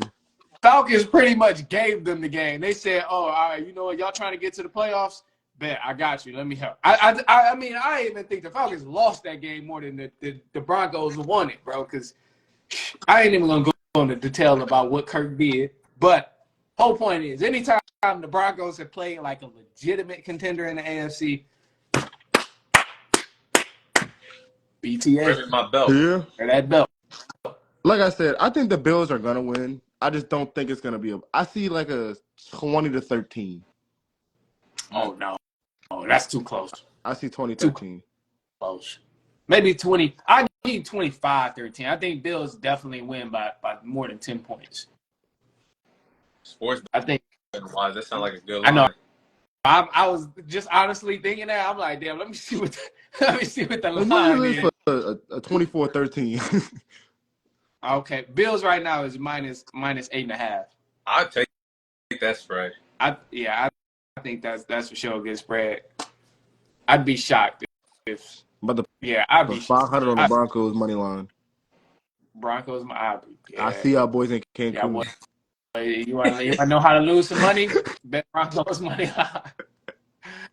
Yeah, they just don't. I don't think the Broncos just have the star power to keep up with the Bills if it's a shootout. So, yeah, that's why I feel like it could be close. The only reason why I do believe it could be close is based off of the Broncos' defense keeping them alive. But it's only a matter of time before Josh Allen starts breaking out and making big-time plays, whether it's passing the ball or running the ball. And then you got James Cook also that can run the ball. So I don't like that. But it is like the Broncos front seven is good. They I mean, the whole Broncos defense is good. There's not really many holes in the Broncos defense. It's just sometimes they're out there for way too long. So that creates its own hole. That's true. Yeah, Broncos, they got I think they're top 5 in yards allowed per game. So, I mean, just thinking about everything they've done so far in the season, even when teams have beat them, like the elite teams of the AFC have played and beat them, I don't even think it was like a crazy high-scoring game. Mm-hmm. I want to say it was still like within that 10-point range. Yeah. All besides one. Ravens. Belt to ass. Yes, sir. Belt to ass. Hey, Ravens did them like that. Everybody else was like close range. Hey, they should have beat the Chiefs, but they got that blocked field goal at the last second. That was wild. Yeah, Chiefs was supposed to be an L right there, or a dub for the Broncos' sake. Honestly, they should have beat the Bengals too. In overtime. Overtime. But when they went to overtime, Bo Nix pulled out an absolute dud. He did nothing with the ball in overtime. You gave Joe Burrow way too many chances. That rookie quarterback, man. That's Joe Burrow. Quarterback. So he did what he did. They say it's different in the playoffs. So rookie quarterback about to see. I also understand that the Broncos haven't won an overtime game since 2015. 10 years ago. That was the last Super Bowl we run. 10 years ago. That's crazy. It's actually the first time they've been to the Super Bowl, been to the playoffs since. Yeah, Cam Newton they played. Damn. Yeah. Crazy. Dang, that rebuild was a long time in the making. Yeah. So that's wild. Next game would be back to the NFC. You have the second seeded Eagles taking on the 7th seeded Packers. Who y'all got winning that game? Oh, I should say too, as we go on with this, Jalen Hurts is still in concussion protocol, and Jordan Love is still dealing with that elbow injury that he got against the Bears. So both are questionable to play this game. So one might be without their quarterback for Sunday. Man. So that gets if the Eagles don't have Jalen Hurts, it might get spooky. Nah, I ain't gonna lie, bro. I hate that I'm saying this, but the Eagles gonna fly. Eagles fly. They gonna win with or without Jalen Hurts. As long as they got Saquon Barkley, I think they gonna be straight. I know Kenny Pickett ain't the best, whatever, but I'm almost positive, man. All he got to do is go out there and not give the game away, and they'll be all right. As long as he can complete a slant route and a pass to the flats, the Eagles will win that ball game. Because every other aspect of the Eagles is much better than what I've seen from the Packers in consistency. I think the Eagles got a better defense. Their defense has been carrying on top of that offensive line, helping Saquon Barkley out. And, I mean, that's really the bread and butter right there. So if Pickett can throw the defense off by hitting a quick slant route or hitting a flat route or a pass to the flats, times they hand it to Saquon Barkley, oh, that's going 7 yards, 8 yards, Yeah. 10 yards. And I don't Touchdown. know if y'all seen the game, the Eagles versus the Commanders, but Kenny Pickett love him some AJ Brown, boy. That's all he Yeah, knows. He yeah. love him some AJ Brown. He gonna AJ feed over AJ there Brown no somewhere, matter what. goddammit. He gonna feed AJ Brown. But even then, though, like I don't, because it's the playoffs, I don't think Jalen Hurts missed this game. Like this is the same NFL that made Tua go get his ass out there. So I think Jalen Hurts and I think the Eagles find somebody to clear Jalen Hurts to go play this game. They gonna find somebody, some official to be like, hey, is he okay to play? Yes. Some neurologist is gonna get a bag in the next Yeah, couple somebody days. catching him. Because if he ain't clear to play, I don't know how that goes though. I don't know. Kenny Pickett, man. The only thing I don't is the know. Packers don't have any receivers. Christian Washington just went down with an ACL. This is Yeah, true. they're pretty banged They up only got heading into Jaden game Reed. I 2. mean, Josh Jacobs is a dog. Josh Jacobs is dogs, but I think even if Jordan Love play, bro, Jordan Love has been so inconsistent himself, bro. Like I think the Eagles defense forced turnovers against Jordan Love and get plenty of 3 and outs to hand the ball to Saquon Barkley and score. Like I feel like Eagles have just been far more consistent than what I've seen in the Packers all year, bro. Packers just lost to the Bears. To the Bears. And they should have lost. Packers, look, bro, this is another Packers, they almost got swept in the entire division against the Vikings, Lions, and the Bears. They almost got swept. Good. And it's like, bro, you mean to tell me you couldn't get one win against any team, even when you was at home? Like, you got embarrassed at Lambeau Field by the Lions. Then you went to Detroit and still lost. And for the Vikings, you lost both times. And you go against the Bears, and you barely won against the Bears. Mm-hmm. Like, come on, man. I have zero faith in the Packers. And now that they're going against another elite team in the Eagles, I doubt they get a dub. Yeah. Yeah, that goes to say that they have been inconsistent. And Manny, I said that the last time you were on here, how they can't be good teams. 2-5 against winning teams this year. That being a Seahawks team that you only had to play Geno Smith for the first half in. And then that Texans team that, again, TJ Stroud hasn't looked the same. Other than that, you've been getting outplayed on both sides of the ball by Super Bowl caliber teams all year long. So, with heading into this game, I think they're going to get torched on the defensive side of the ball, too, especially if they want to go to A.J. Brown. That's barbecue chicken alert. Because Jair Alexander is on IR. He ain't coming back. Him and Devontae Smith might get very busy in this game, too. That's what I'm saying, bro. All Kenny Pickett got to be able to do is complete a slant route. If he can complete a 5-yard slant and hit his guys on dig routes and pass it to the flats, they gonna be straight. Mm-hmm. Screen pass, simple stuff. If they can do it as long as they can capitalize on the little simple stuff. They gonna be all right. Yeah. All right. So then you got the Sunday night game. The 3rd-seeded Bucks taking on the 6th-seeded Commanders. This might be the game of the weekend, for real. Yeah. Who do y'all have winning this game? Woo! I'm expecting a shootout. I'm expecting a shootout. But I think, I think Commanders win, man. I think Commanders win. I like Baker Mayfield, and he's, like I said, he's been playing on a great level this entire season and the past few seasons, and I think this is going to be a shootout. But the thing that separates the two is the Commanders' defense. Commanders have a much better defense than the Tampa Bay Buccaneers. Tampa Bay Buccaneers will allow any and everybody and their mama to put up 35 points. So I'm like, an offense like the Commanders, who can clearly get hot, can run the ball, can pass the ball, and then you got a quarterback who can scramble. I think they about to stretch the Buccaneers defense out. And I think it's going to be a shootout, but push comes to shove, Commanders going to win because their defense going to be able to get some stops. Mm-hmm. I agree 100%. I agree that the Commanders' defense is better than the Bucks. Not by much, though, because the Commanders' defense ain't very good either. So I do agree it's going to be a shootout, too. This is going to be a shootout. And in that shootout, I think Baker Mayfield is more likely to make a mistake than Jaden Daniels is. So, I don't know, man. I don't know. I don't know about that last statement. I do think that Baker Mayfield is live. I might even put this in a parlay. I see Baker Mayfield 1.5 interceptions. 1.5? Over 1.5 interceptions. interceptions? 1.5 interceptions. Ooh, I don't know, man. I don't know. Over 1.5 interceptions. They do throw the ball a lot. That's the thing. They throw a lot. And I would do 0.5 over 0.5 interceptions. Yeah. I don't know. The Bucks offense is coming together because I mean Mike Evans and the rookie that they got, what's his name? The rookie wide receiver.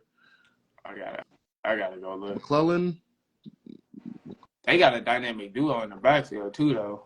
Yeah, with Rashad Wright and Let me see. Yeah, I mean, McMillan. McMillan. Yeah. Jalen McMillan. I was thinking of Shepard, but I knew you wasn't talking about Shepard. Yeah. I couldn't think of it. McMillan in like this whole back half of the season has definitely stepped up big time too. Yeah. Big time. So I mean, if they both can keep producing like that, it is going to be tough to stop the Bucks. So I definitely see. I agree with you. It's going to be a shootout. I think easily over 80 combined points. I think boys is both scoring 40. I think it's going down to the wire. With that wire, I think the Commanders are coming out with it. Commanders, okay. I'm on the same boat. Oh, this is tough. I ain't gonna lie, this is probably one of the toughest games we did. I don't want to say it, but I go Commanders here too. But I wouldn't be surprised if the Bucks win. But the Bucks are coming in hot to this game. They've won the last 6 out of 7 games that they played, minus that Cowboys loss. But it's who you beat in that time frame. I don't see anybody that makes me jump up and down. I mean, victories against the Panthers, the Chargers. I mean, with the Chargers is a good one. The Raiders, Saints. That's not making me jump up and down. What's making me jump up and down is the way how Jaden Daniels has been balling out in the last few weeks. He's been battle-tested with some game-winning drives against the Eagles, that overtime win against the Falcons. This has been some MVP stuff that you want to see out of a rookie heading into the playoffs. So I for sure think it could be a shootout, but I think it could come down to which quarterback has the ball in their hands last. And if it comes down to that, I think Jaden Daniels is going to prove that he's more than just a rookie. I think he's going to go out there, execute when it matters most, and I think the Commanders win this game. I don't want to say that, but I think that it happens. You know, I agree with you. The part I really agree with you most about between this matchup with Commanders and Buccaneers is I think it's going to come down to whoever has the ball in the last seconds of the game. The way I'm anticipating it, I think it is going to be a shootout, and I think whoever has the ball is going to end up winning it. We're looking at Baker Mayfield. I know we have some Baker Mayfield doubters, but this is the dude. He's number 3 in passing right now in the NFL, and I think he's number 2 in the NFC, only behind Jared Goff.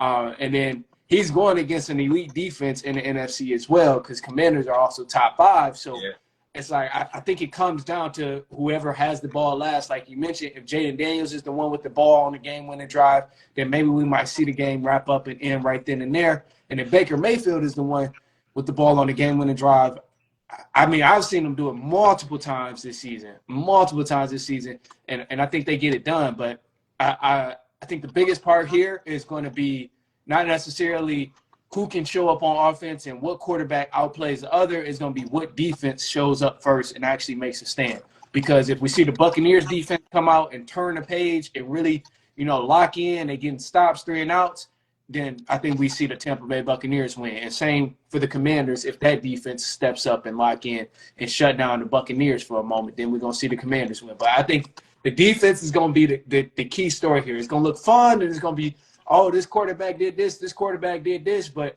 it's really going to be the defense who capitalize on them opportunities that come their way. Another thing that I see that could be a big key to this game is the Buccaneers rushing attack. If the Bucs can run the ball, because the Commanders can't chop that up. They can't run the ball. If the Bucs can run the ball, I think they might be able to control this game. But I also just looked up that the point total is 50.5. Oh, that's going over. Yeah, That's I going over. definitely see that going over. And that's Yeah, still a huge point that's total. a safe bet. I think that's a safe bet to go ahead and bet the over on that. Mm-hmm.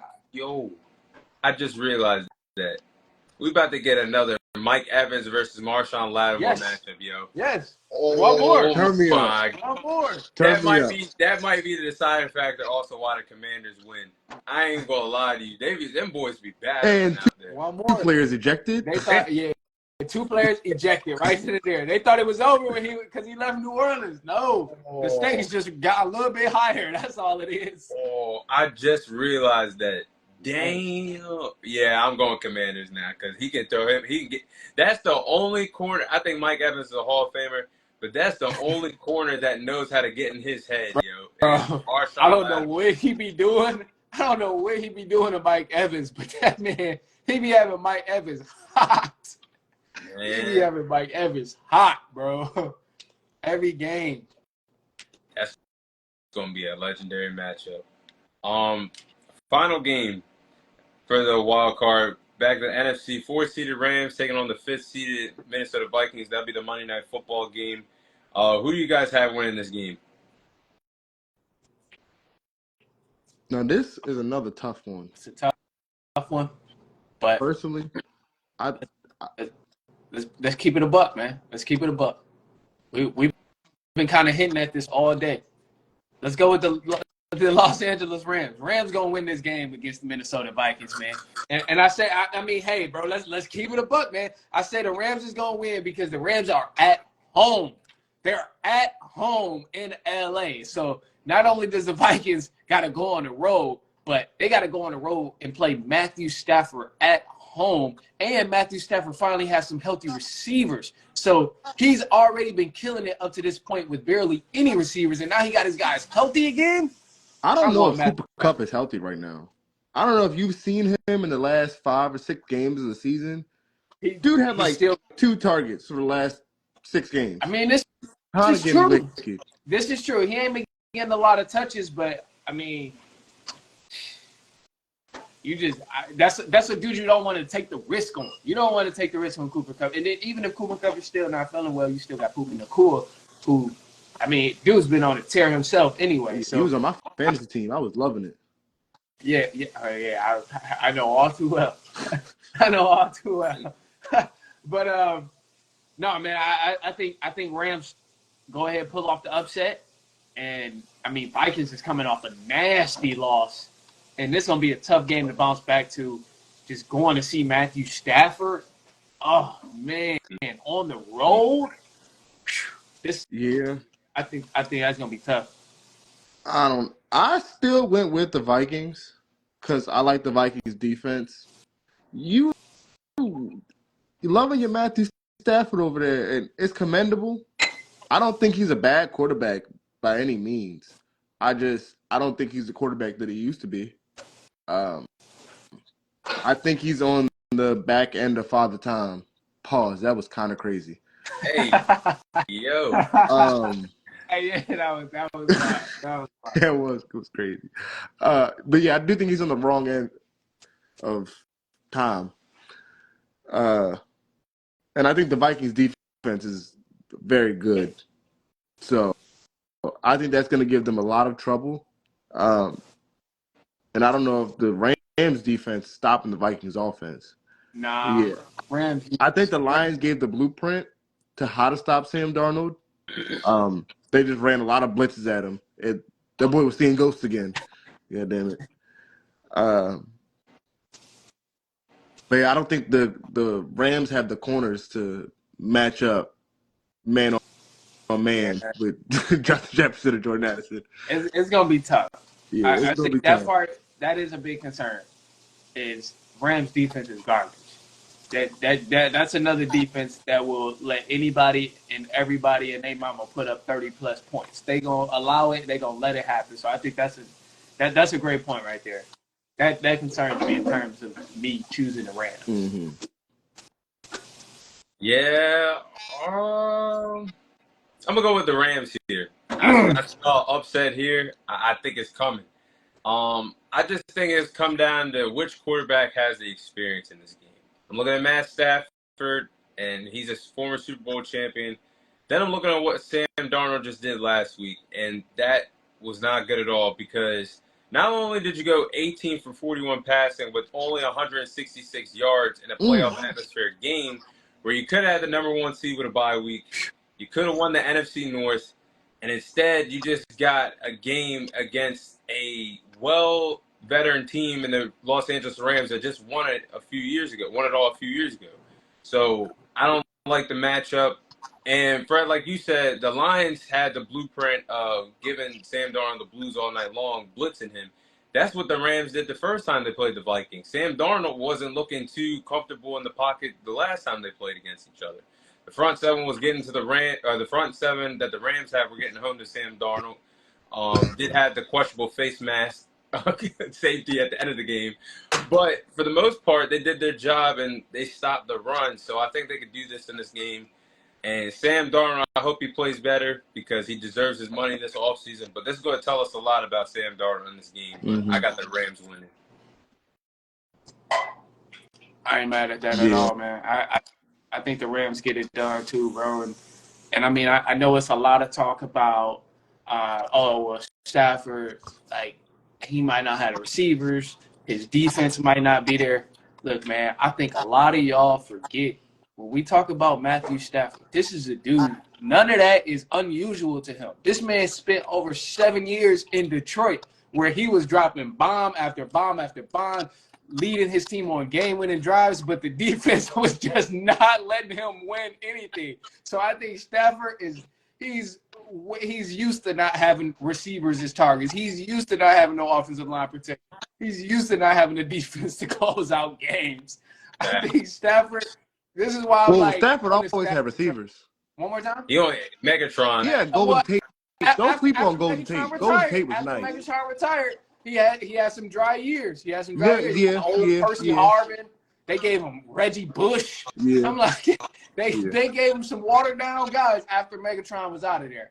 But when he had Megatron, he was still dropping bombs and stuff. He was doing this thing. He was also very young, but the O-line protection was not good, and they still ain't have a defense. So it's like this man's been dealing with this his whole life.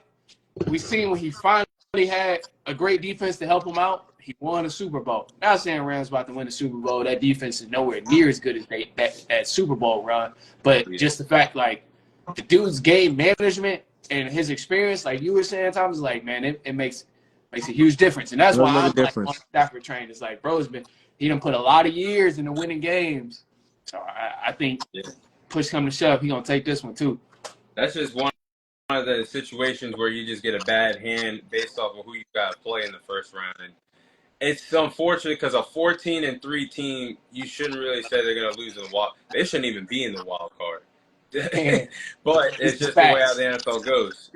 But if they lose this game, they're gonna have to go down as one of the most disappointing teams in recent memory. Based off being 14-3, having Kevin O'Connell call the plays for you, then Brian Flores calling the plays defensively for you, that's a recipe to a Super Bowl, to be honest. But it could all go up in smokes in the first round. This is true. I think it's tough for anybody to like go on the road in the first round and win. That's asking for a lot. And like you said, I think it's just they was dealt a bad hand. Like, you win 14 games, usually you for sure got a bye week. Like, it ain't even a question. But man, just so happened competition unrose a little bit more. They ain't the only good. We wouldn't expect another team was going to win 15 games. Man, right? You don't think another what the hell is this?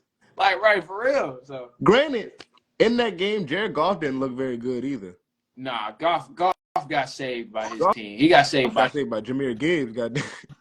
Oh yeah, he had 4 touchdowns that game. Gibbs carry in that defense. That defense won the Lions that game. Because there's no reason the Vikings had 4 red zone attempts and didn't get a single touchdown. Crazy, bro. Crazy. Nah, that defense did its thing, bro. Crazy. That's why I say Aaron Glenn, he about to get offered a head coach job. I think he secured it in that win against the Vikings. Yeah. Also, another little side note. Everybody's talking about how Sam Darnold's getting paid. Well, he's gonna get paid in this offseason. Mm-hmm. If he wins the playoff game, you might as well put your checkbooks out. Yeah, put him checkbooks out. They're gonna Yeah. get you gonna get a All right, bag. Fred. With that, I got a question for you. Yeah. If Sam Darnold wins this game, like you said, you give him the bag, right? Mm-hmm. But what if he goes out there and plays the way how he did against the Lions? If he wins the game, would you give him the bag and possibly trade away J.J. McCarthy? So I don't Yeah. know if he's gonna get the bag from the Vikings. That's the only thing. Because I But think if the Vikings give him the bag and they go far, would you keep him or trade McCarthy? if they go far, I think you. I mean, I don't know about trade McCarthy, as I don't know if he's gonna get as much as you want for him. Trade JJ. Trade. Um, I mean, you're not gonna get more than like a fourth of if you're lucky, maybe a fifth round pick. For JJ, The dude went in the first round last year. Trade. JJ, yeah, but what has he done in the NFL? He's an unknown commodity in the NFL. Trade. Man, depending on what you could get for JJ McCarthy, I'm letting him go. I mean, I'm if you can get like a third or a fourth for JJ McCarthy, I'd let him go. because you Okay, got to I'll take that. remember. The third or fourth is respectable. You got, yeah, I wouldn't do a third or fourth. I would want to get like current NFL talent for JJ McCarthy. I mean, you're not gonna get But nobody good though. I mean, you might. Unless never I mean, know. you'd have to package something with JJ McCarthy. You got to remember, it's some desperate teams out here. There's some desperate teams that need a quarterback. True. And JJ McCarthy, like we still don't know what he can do. So, I mean, we've seen teams do dumber things. Yeah. So I'm like, yeah. you just never know. But if I'm the Vikings, I look at it like, okay, you got Sam Darnold, obviously the starter right now, and then they just signed Daniel Jones too, and Bro, obviously they got Daniel. they got that, bro. I'm saying, so potentially JJ is sitting at a third string quarterback right now. Like he's potentially sitting at third string, and that QB room is kind of full, man. So I don't know, what they're gonna do with Daniel Jones after the season, or I mean, what's gonna go down. I think if JJ comes back, he's definitely taking Daniel Jones' spot. Daniel Jones is gonna be starting with him. We ain't seen Daniel Jones with a legitimate staff, man. Like he with the Giants. That's true. That's true. Because that's similar to Sam Darnold. Like he was with an awful staff. Like you tell people, oh, the Vikings. I mean, when the Vikings first picked him up, Sam Darnold, it was like, oh, whatever. Like okay, like he's gonna be a backup quarterback, of course, to JJ. Like it wasn't even a conversation, but it's like, I mean, now he's playing great. So I think some similar could happen with Daniel Jones as well, like where he was in New York, and I don't know, man. I think Kevin O'Connell he might be one of those type of guys. He might be a quarterback whisperer. Like we done seen him turn some guys into some elite quarterbacks. So he might be built from that same cloth as Kyle Shanahan. Yeah. I mean, I think as well as working with Kevin O'Connell helped out his career, but I think that sitting underneath of Brock Purdy and sitting in that Kyle Shanahan offense, I think that does wonders for anybody's career. This is facts. Oh yeah. Slowing down the game. I mean, you're just sitting there learning all you can from basically another guy messing up for you. Yeah, basically. literally. I mean, all the Brock Purdy's mess ups, you see them in real time. I mean, you can go to your to the laptop or the tablet or whatever and see exactly what he did wrong. And then when you go get your chance, you don't make that same mistake. So I think he just capitalized on all of the resources that have been given to him. And I mean, he's done a wonderful job with it. So this is true. This is true. I think it's very beneficial. Last thing, I know I'm getting off topic, but I think it's extremely beneficial for young quarterbacks to sit and watch somebody else before they go out there and start. I feel like 100%. anybody who's done that has become a legitimate quarterback in the NFL. Like Brady had to do it. Mahomes had to do it. Lamar Jackson had to do it. Aaron Rodgers had to do it. Like the list goes on and on of great quarterbacks who turned out great in the NFL, but they all started off sitting behind somebody else and watching them. So it's like, I think that's definitely beneficial. Yeah. Maybe J.J. McCarthy might come out and be a dog because he had some time to sit down and watch. But never know. Yeah. Sucks it didn't happen to Anthony Richardson. Yeah, he definitely should have needed that. I mean, he got it. They didn't work. That that dude. It didn't work. I ain't even gonna start like this. Yeah, yeah, yeah. I think last time we talked, that was when he came off the field and was like, I was gassed. I think that was the Yeah, last time we was all I was on here. tired, coach. man's Yeah, the wild. same week he did that. Yeah, I ain't even gonna talk. I ain't even gonna bring him up. I rather need a Red Bull. But we'll go ahead and move on to the final segment to cover the two games that's going to take place in college football. So this will be our college football semifinal predictions. So first game you'll see Thursday night, you got the 6-seeded Penn State taking on the 7-seeded Notre Dame. Who you guys got winning that game? Going with Notre Dame. Thank you, Going with brother. Going Thank with you, Notre Dame brother. to win that game. I think Notre Dame. It's going to be a tough game, and I think this game here between Penn State and Notre Dame turns out to be a better game than Ohio State and Texas. I know we haven't talked about that just yet, but I mainly say this Notre Dame and Penn State game is going to be a huge game to watch because Penn State has an elite defense and they got an elite run defense. And meanwhile, Notre Dame, they're very dependent on running the ball on the offensive end. So it's going to be I'm curious to see if they're going to tweak the offense to try and throw it more against Penn State defense, and if that even works, if they try to do that, or if they just going to stick to their game plan of like, hey, we got to find a way to make this run game work. This is our bread and butter, and we got to do it. So it's going to be tough. And then I don't know if I have much faith in Penn State's offense either. I think their defense is really the main focus of the bread and butter of this team, and specifically that run defense and that defensive front. But I'm going with Notre Dame to win, man. I think they find a way. We've seen how they did Georgia.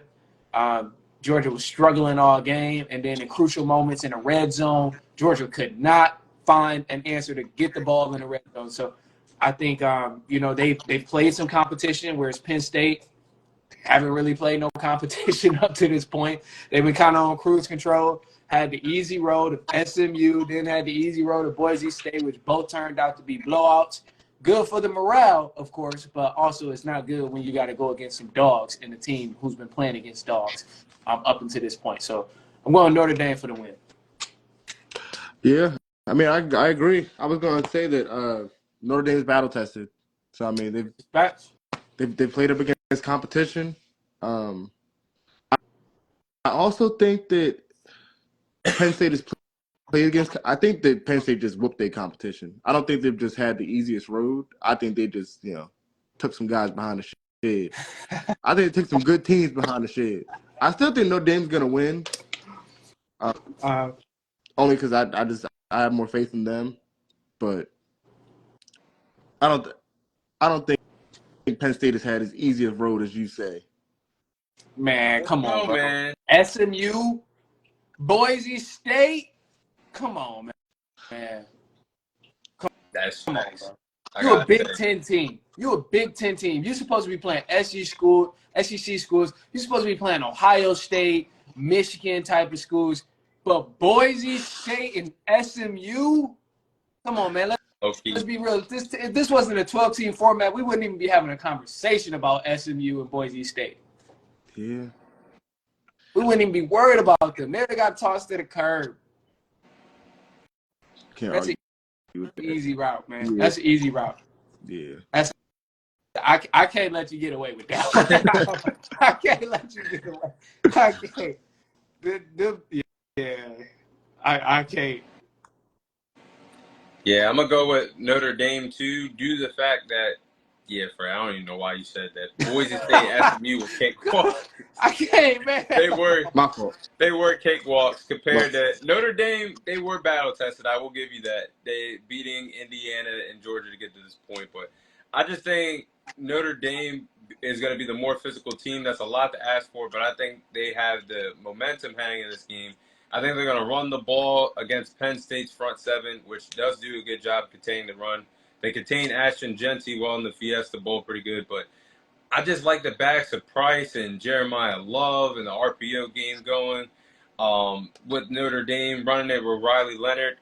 I just think that if they could run the ball and then Notre Dame's pass rush gives Drew Aller and Penn State's quarterback a lot of problems, the way how they gave Gunnar Stockton a lot of problems, kept him under a lot of duress. some sacks, a lot of 3-and-outs. I think Notre Dame is going to they could cruise to a win, but I think it's going to be a tough game. But if they run the ball and their front seven plays well, they get a lot of 3-and-outs. It could be a two possession win that they get against Penn State. I 1,000% agree with that. I think it's gonna be a 2-possession win, man. Notre Dame, it goes back to being battle tested. And I originally thought Notre Dame was like kind of a fluke team because of the schedule. Schedule was so easy early on in the regular season, but clearly they showed they won against a big rival in Indiana, and then they played against Georgia, a SEC school, took them down. And, I mean, a lot of people forget, too, Notre Dame has been showing their tail all season on the defensive end. A second in points allowed in each game on defensive points allowed. So, I'm like, I see stuff like that. I'm like, yeah, I think they get this dub by double digits. Yeah, facts. Final game. You're going to get Ohio State, who's the 8th seed against the 5th seed, Texas Longhorns. Who do you guys have winning this game? Oh, wait. I Yeah, Ohio State gonna win. Ohio State gonna win, man. You want to go first, Fred, or you want me to go? You got it. Yeah, I think Ohio State gonna win, man. I think this is probably the most talented team in college football right now. This team is ridiculous. Anytime I begin to doubt them, they just double down on why I look like a fool. So I think this team, Ohio State, man, I know Texas comes with it. I know Texas is this and that and last SEC school. But, yeah, it hasn't been looking good for any SEC team so far in this bowl season. So I think Ohio State go ahead and get the job done. And we're going to see Ohio State and Notre Dame championship game. I mean, when you go into Oregon and you whoop Oregon's ass. Man, straight BTA, they opened up the can. It was man. It sucks. It seems like the same thing year after year with Oregon. The good team just fade away. Crazy, bro. But put up 40 on Oregon, and then a week before you put out 40 on Tennessee. Like, oh man, yeah, bro. Like, did we see the 40 ball against Texas? You might. Really might. I think we might see a 40 ball. No. Bro. I think we might see that 40 ball, bro. Damn. I think it's possible. You got to remember, Texas barely beat Arizona State. Barely beat Arizona State. That was a close game. Yeah. Like, yeah. And Ohio State is far beyond Arizona State. So, yeah. And might be a 40-piece, man. Might be a 40-piece. Yeah, we're all in agreement with this one. I'm going with Ohio State. They just turned it up a notch. They went from 0 to 100 after that Michigan loss. I mean, like Fred said, belt the ass against Tennessee, 40 burger. Belt the ass against Oregon, who was the best team in college, 40 burger. And now you're playing a Texas team. I think Ohio State's looking their chops because how is the secondary going to be able to stop Jeremiah Smith and Emeka Ibuka on the outside? I just don't see it. And then, Manny, this is what I was going to say. Well, let me talk about Texas also. They struggle in the red zone. They're ranked 90th in the country in the red zone. But, Manny, this is what you said. You cannot struggle against Arizona State. That really all they had was Cam Scatterboo, and that was it. I mean, Texas, when they can't run the ball, that's when things go wrong. When they couldn't run the ball and it was a close game, they fumbled the SEC championship game against Georgia. And Gunnar Stockton, who was a backup, then you had a 17-3 lead against Arizona State. You're supposed to put them away. But the problem is their quarterback. I don't think Quinn Ewers is the guy. I don't think so. I think that's somebody that would benefit playing another year in college. I just don't think he reads defense as well. I think he holds Texas back. I don't know why you wouldn't put in Arch Manning at this point. But, hey, I think that's the reason why Ohio State wins is because they're going to be too much to handle offensively. And their quarterback, Texas, is just going to hold them back from this game. We're going to see Quentin Ewers at Oklahoma next year. Yeah, he going to hit the portal. I think the only reason Quinn Ewers is still starting is because just of a commitment. Yeah. You better I commit think it's yourself more of a out. respect thing. Yeah. I think it's like, Yeah. appreciate you for, keeping your head down. You've been in the program. Like, we're going to let you finish out. I think it's, that's the situation. But if Texas really want to win, we know what they would do. Yeah, put Arch Manning in it. Yeah, they gonna put Manning in. If they really wanted to, like, win and they wasn't worried about, this guy, he might go to the draft. He might go to, like, nah. If you erase all that stuff, they will put Manning in to make sure he can get the dub. Yeah, because the way how Texas play, it's like they play so conservative. They're good all around, but in order to win a national championship, when you got all that talent around you, defense, running game, you got to have the quarterback. And they just, when they can't run the ball or the game's close, that's when Quinn Ewers starts to break down and fold. I mean, yeah, you had over 300 plus throwing a couple touchdowns against Arizona State, but you're going to find out the real Quinn Ewers playing against Ohio State this weekend. Yeah, it's going to get ugly. It's going to get ugly. Yeah, I'm looking forward to those games, the playoff games. But, yeah, we had a blast tonight, guys. Thank you guys for coming on. Definitely did. We're going to go ahead and wrap this up, but thank you guys for watching, listening. This is your host, Thomas Tyree, Fred Harris, and our guest, Manny Wilson from the Run Podcast, joining us. Manny, before we sign off, where can we find you guys in your podcast? Yeah, man, go ahead and check us out on Spotify, iPodcast, wherever you get your podcast, at The Run with Manny Wilson. Follow us on Instagram, at The Run Podcast, TikTok, at The Run Podcast, also on YouTube, at The Run Podcast. Other than that, man, hey, we always getting content out. And Thomas, man, appreciate y'all for having me. It's always a pleasure coming on here. So I'm just grateful to be here. Yeah, appreciate you coming on, man. Of course, yes, sir. Tom. Hey, Tom, I'm just glad there was no NBA topic because I wouldn't have hopped on today. Hey, Pistons in the playoffs. I should have wore my Pistons hat. Hey. Y'all thought I was crazy. Y'all thought I was crazy earlier in the beginning of the season. That boy Cade Cunningham is on one. Yeah, all-star season, bro. All-star he season. Definitely he probably is gonna be an all-star. He should have been the past few years, but they couldn't get no wins, and Monty Williams was holding us back. Yeah. So, finally, you can't be an all-star when you win 13 games in the season. I mean, I wouldn't dare make an argument for nobody to be an all-star in 13 games. So that's why I'm like, I get it, but just know, hey, Pistons, hey, them boys about to be in the playoffs this year. They're definitely gonna come up. They're definitely gonna come up. Telling y'all thought I was crazy. Hey, just know, I'm gonna leave y'all this warning, and then I ain't gonna say nothing else. Just know, it's gonna be bad. It's gonna be bad. We ain't even gonna be able to get a sentence off without me bringing up the Pistons. Once they finally get to a point where they putting BTA every single night. Oh, it's gonna be bad. I just want y'all to know right now. We come on here, we talk basketball, and the Pistons are a top 3 seed. Not saying it's gonna be this year, next year, whatever the case is.